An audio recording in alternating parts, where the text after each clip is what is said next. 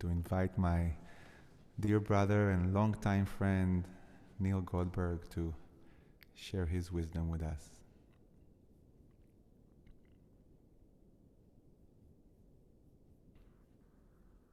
I think I'm unmuted, right? Good. Well, thank you, Lior, and that was very beautiful. Thank you, Joss and Julie, for inviting me here, and thank you all for being here, for opening this Shabbat together, for being here to honor and dedicate this to Julia, who is everything that Joss said and more in my brief experience with her. So I really dedicate this to Julia. So about a month ago, I decided I needed to get some respite from enclosure, and I went up to Tilden and to take a walk. And wouldn't you know, I bumped into Joss and Julie. And I had just shared with them a piece of work that I have been doing with the Pacific School of Religion around a perspective that I'm developing around creative intention and looking at the world through a lens of creative intention. That they, on the strength of that, they decided to invite me to speak to a drush. And I had no idea what was coming up in the near future. I'm not a regular scholar of the Torah, so I wasn't following along too well. And so it was my amazement and delight, I presume they knew something about this, that we're coming into what's probably the greatest design story in the Torah. And maybe you might not recognize or think of it as a design story, but it truly is that. It's the story of the building of the Mishkan, the sanctuary, the tabernacle, as we know it in English.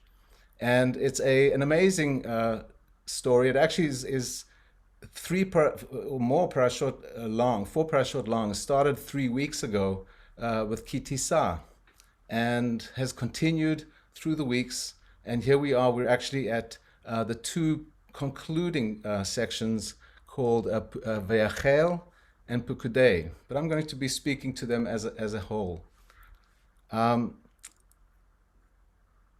The series sprawls across 15 chapters. The first 6 are about the specification, the description of what is intended, what God intends in the construction of a sanctuary, of a tabernacle. And the last 6 chapters involve its construction. It takes the same language which was used to describe it, and it uses to relate the fact of its construction. In the middle, there are 3 chapters which are a little awkward because they actually describe some fairly dramatic and awful events that got very little to do directly with the construction of the tabernacle, which is the construction of something else, a golden calf, the destruction of the tablets that Moses came down the mountain with, and then the delivery of an entire legal structure that we're still very much struggling with to live by. But here we are. But I'm going to talk about the first 6 and the last 6 and how they relate. So Olivia, actually, I'm actually going to do a bit of show and tell.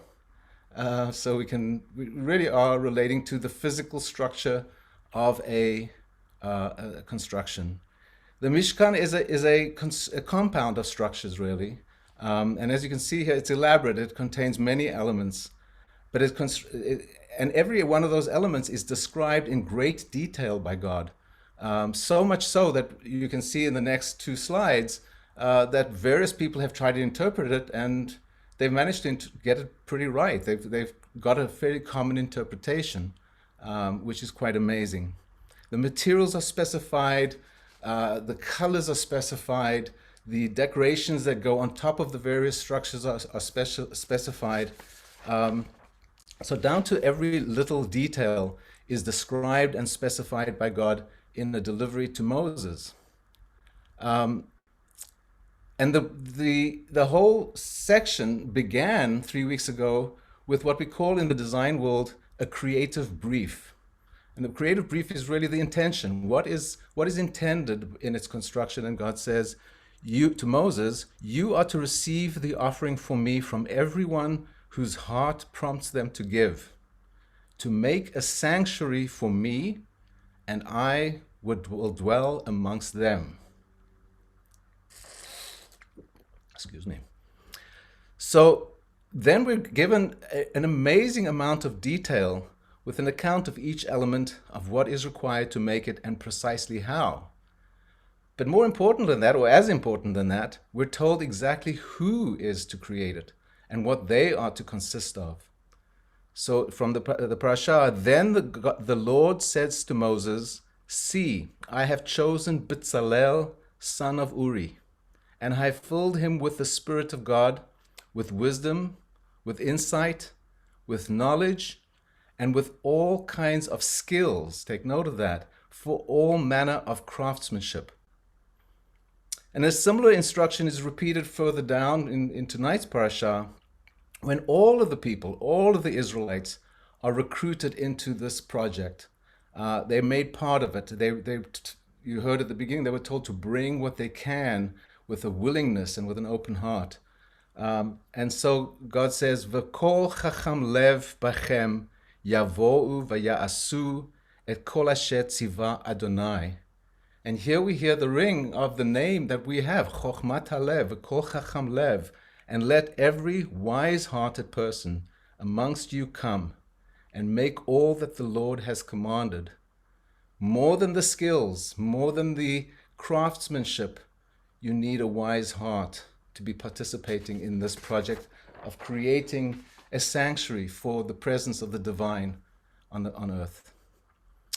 And this is a God of an artisanal people. These are people who make stuff. It's amazing to me that they had all that material with them, schlepping it through the desert, but they did.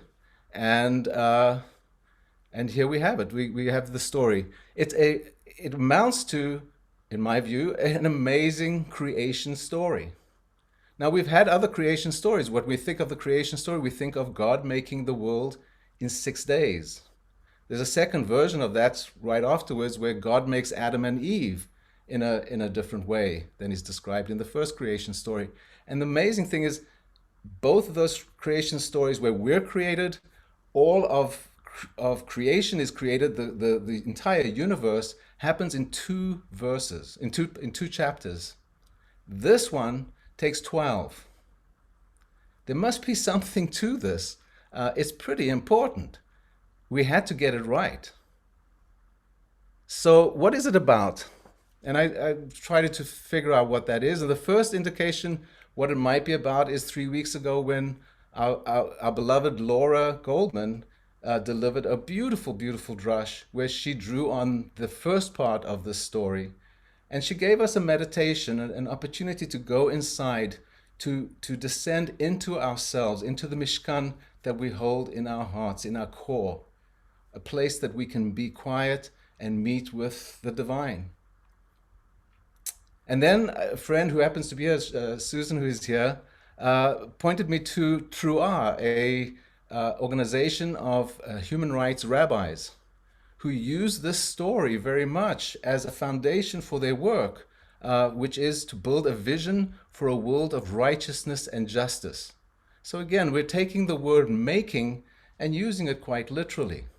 We're making a better world. And that's compelling too. But still, I wanted to go further, as the great designer of our time, Steve Jobs, would say, and there's one more thing. So my work as a designer has led me to understand that we create the world. We are creating the world of day-to-day experience that we live in its entirety, except for the parts that nature has provided us. And even that we're building on top of, we're modifying, we're adapting.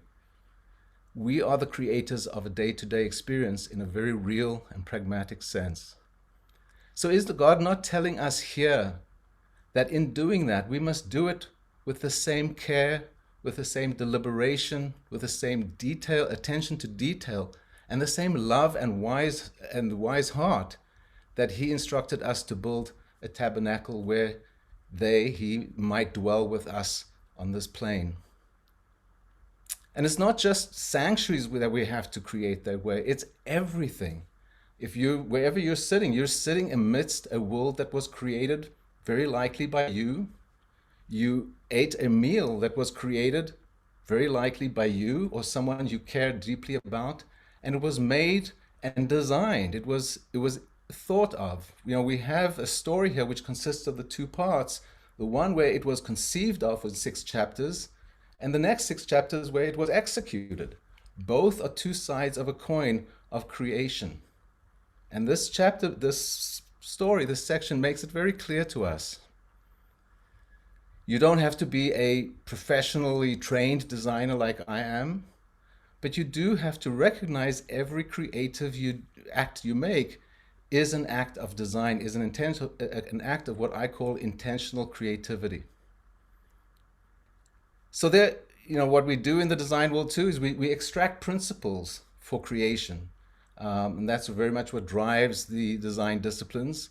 And so from this story, I've extracted 6 principles for us to really take note of in everyday activity, noticing everything we do that is a creative act. And the creative act can be fighting for a better world, doing political organizing around it, recognizing what doesn't work for us and what we can make better.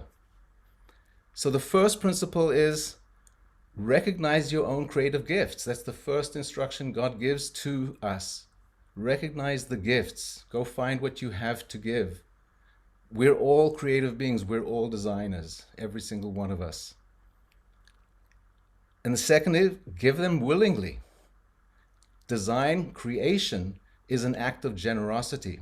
It's an act of care. It's an act of taking care of somebody because you're creating something for them. It might be your child. It might be your community. It might be the world at large. But we're creating for each other all the time. The third principle, do it with a wise heart. Search your wisdom. Make sure you're doing it right and you're doing what is right. And you know that it's going to have the positive effect that you intended to have. Next, consider what you are making before you make it. Give some time to pay attention. Be mindful of the creative process before you dive in and just make something. But having considered what it is, having conceived of it, then make it. And make it the way you conceived of it, with consistency and with integrity. Next, be skillful. It is a skill. We do learn how to do it. Designers who learn professionally how to design have an advanced set of skills, but we can all build that skill base. We can all build on the skills that we have, whether it's cooking or political action or whatever realm that you might create in. That is your skill base, and pay attention to your skills and develop them and improve them. And lastly, what I think is the one that I draw from this the most, because it shows up in every little thing we do, is pay attention to the details. It took this story 6 chapters, 12 if you include the construction, to lay out precisely how this should be done. Things matter in their detail. So that's the offering, I think, of this parasha. That's my view of it. And I wish you a Shabbat Shalom and a beautiful, wonderful, creative life.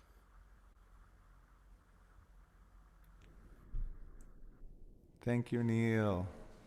Thank you, Neil. I'm inspired to create